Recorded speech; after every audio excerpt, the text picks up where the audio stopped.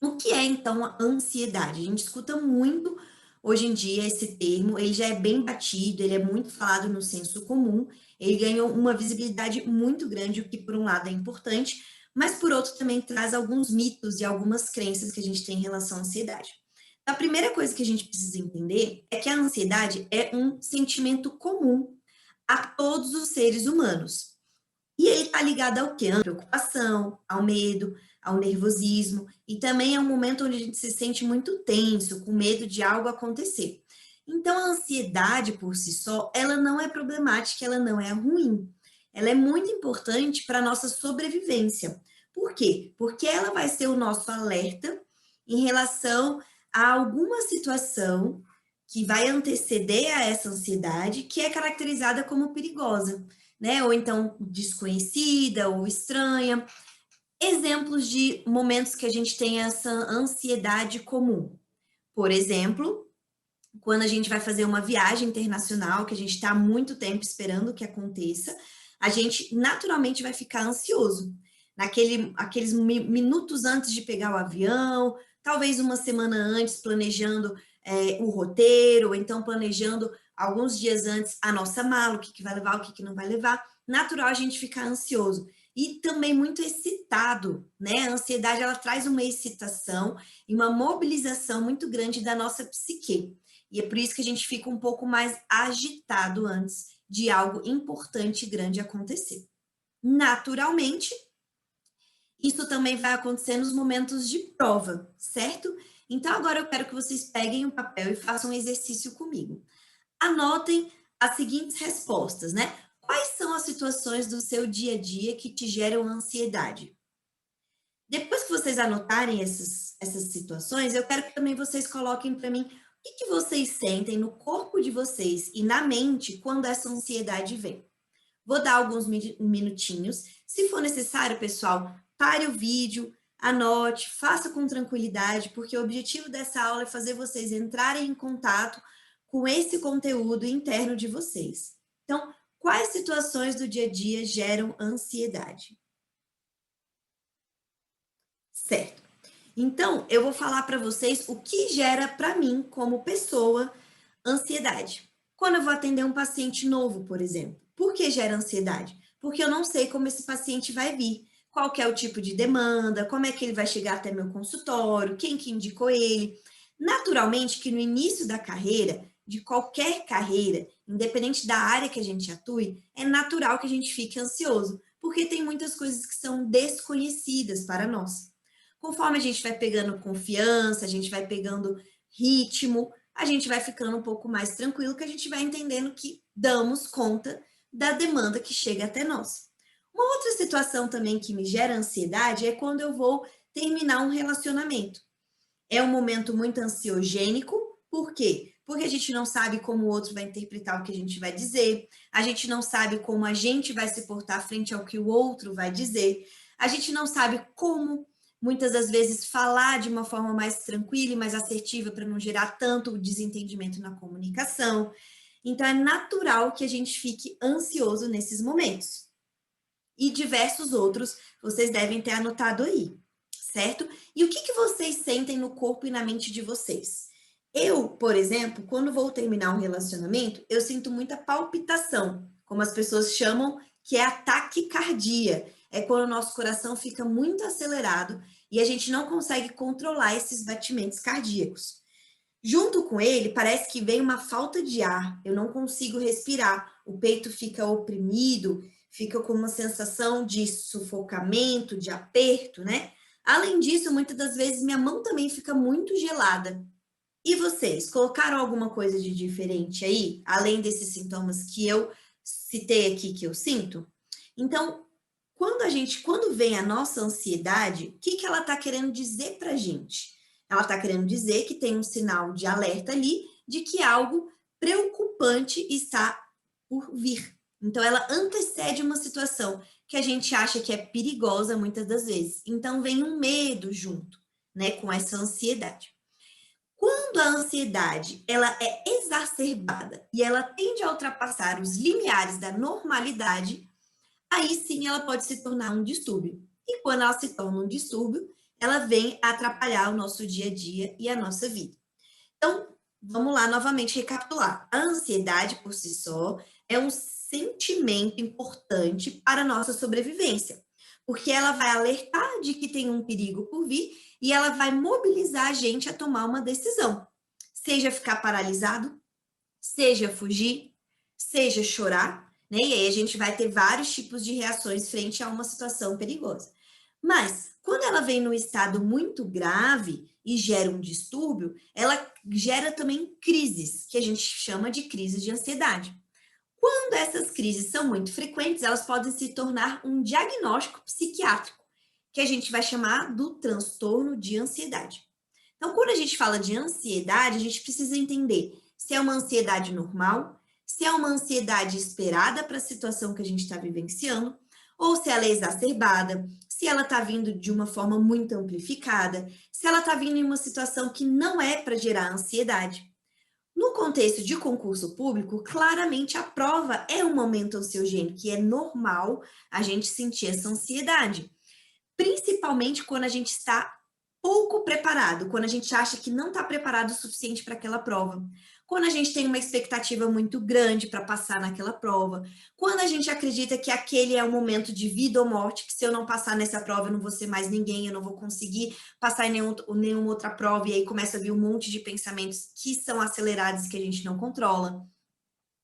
Quando a gente está há muito tempo, anos e anos e anos estudando para essa prova e ela só vai abrir daqui a 5 anos, novamente, essa tende a ser a nossa sensação de que é aquela chance, pronto, acabou, se eu não passar já era. Natural que no momento de prova, que seja uma prova também que é muito significativa para a sua carreira e para a sua vida, é natural vir essa ansiedade.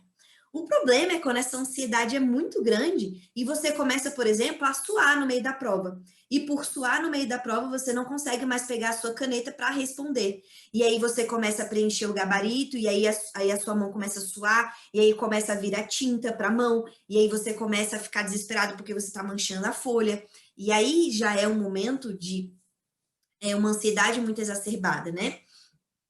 E aí, quando ela é muito frequente essa quantidade de crises, ela pode vir a aumentar num período de uma semana e de um mês, e ela se transforma num transtorno, a gente fala de vários tipos de transtorno de ansiedade a partir do manual diagnóstico, que é o DSM. É um manual utilizado tanto por psicólogos, quanto por psiquiatras e por profissionais de forma geral na área da saúde, né? É um manual de diagnóstico que a gente chama. A gente pode ter a fobia social, que são os momentos onde a gente sente essa ansiedade muito grande apenas em momentos e contextos sociais.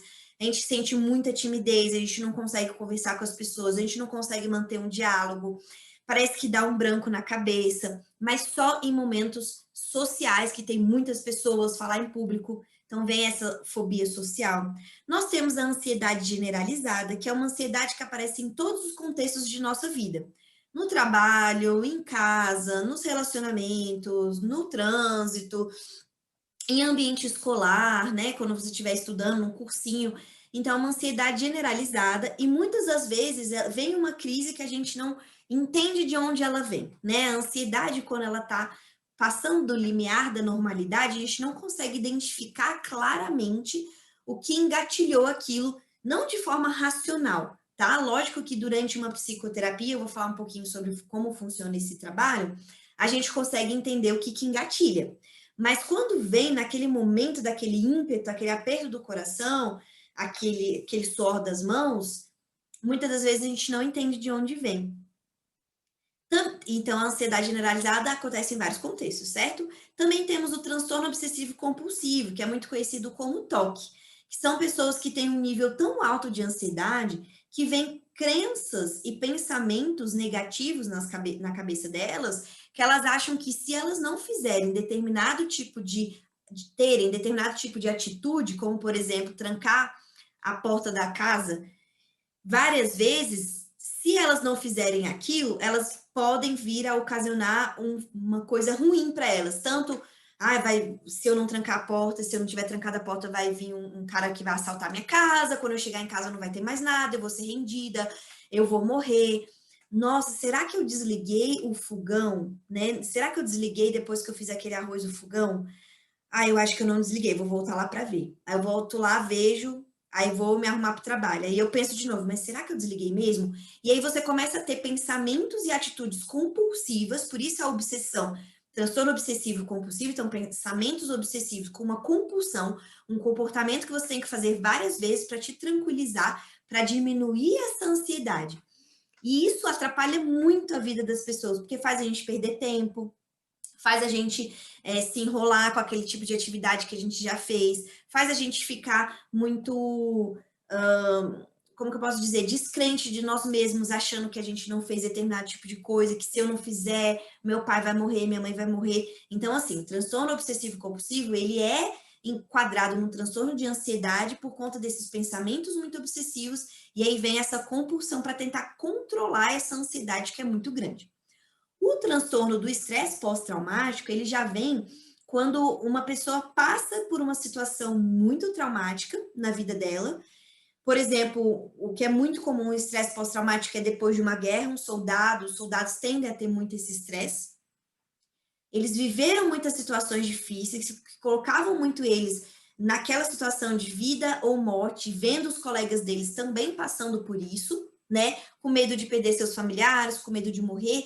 E aí, quando eles voltam, eles não estão mais na situação estressora, acabou a guerra. Voltaram para casa, tá tudo bem, é um ambiente seguro, não tá tendo bombardeio naquela cidade e tudo mais. Ainda assim, eles ficam tensionados e com uma ansiedade e um estresse elevados, como se eles ainda estivessem vivendo no campo de batalha. Então, é um estresse que vem depois de um trauma muito grande, que acontece muito pensamentos de lembranças desses momentos que foram vividos.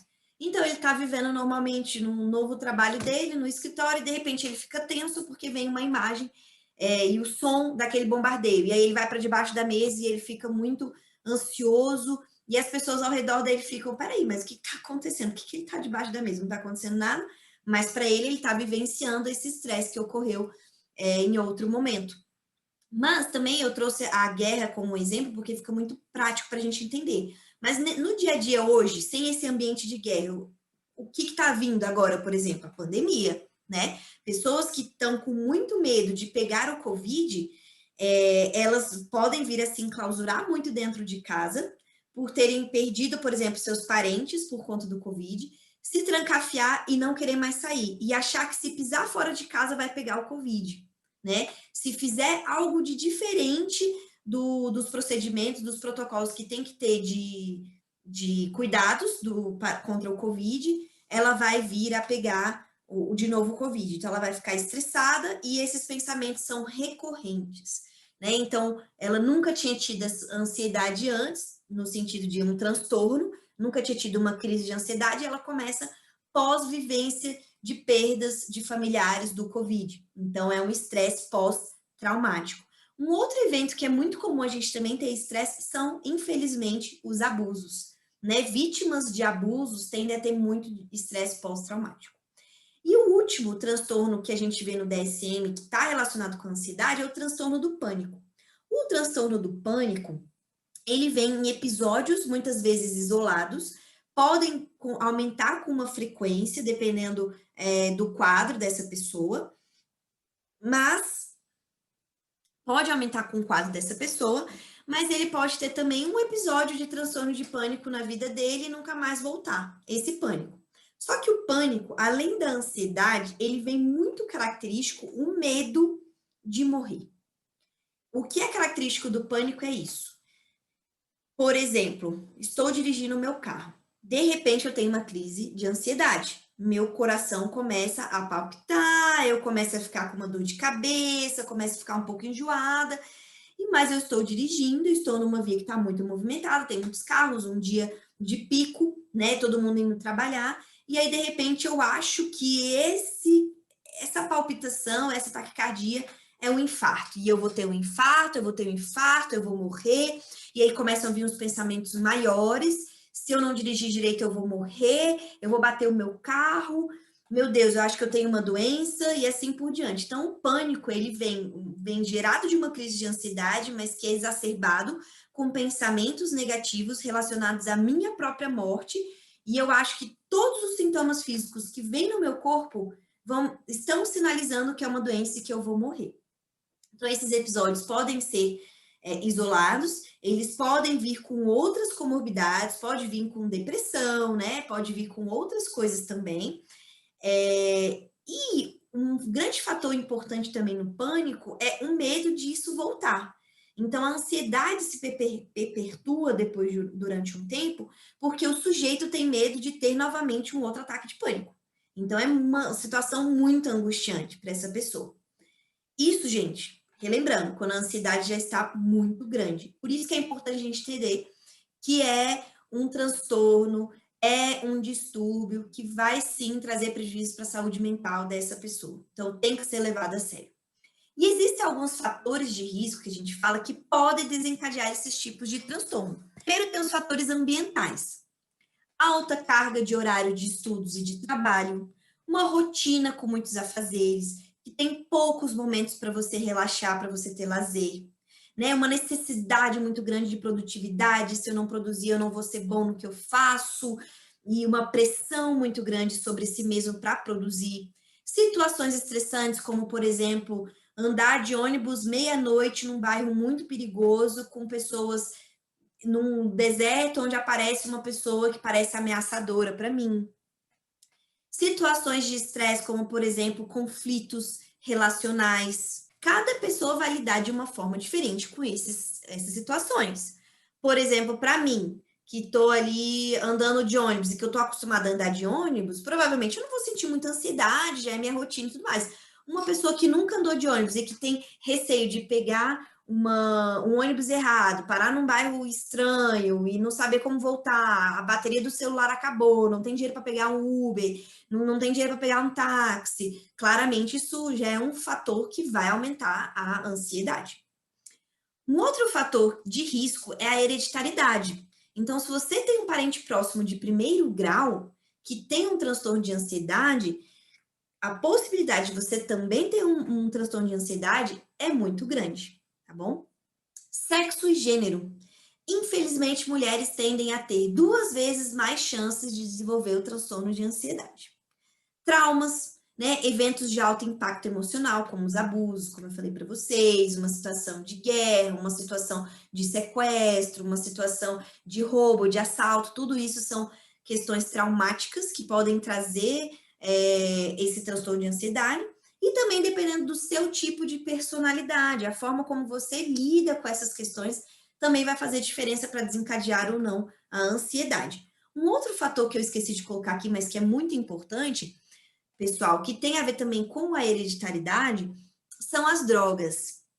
Drogas também são fatores de risco para gerar ansiedade. Muitas delas engatilham a ansiedade. E se você já tem um fator de hereditariedade, já tem um familiar que tem transtorno de ansiedade, você ainda resolve utilizar determinados tipos de medicamento ou então determinados tipos de drogas, provavelmente isso pode também ser um outro fator desencadeador. As drogas é um tema polêmico, porque depende muito do organismo e de como cada pessoa vai sentir essa droga no seu próprio corpo. Porque já vão ter pessoas que vão utilizar drogas para um relaxamento, mas a gente tem que ter muito cuidado porque a gente não sabe. Ela pode ser um gatilho para desencadear transtorno de ansiedade e às vezes coisas até muito piores. Falta de ar é clássica, respiração ofegante, a gente fica muito acelerado e a respiração é muito curta.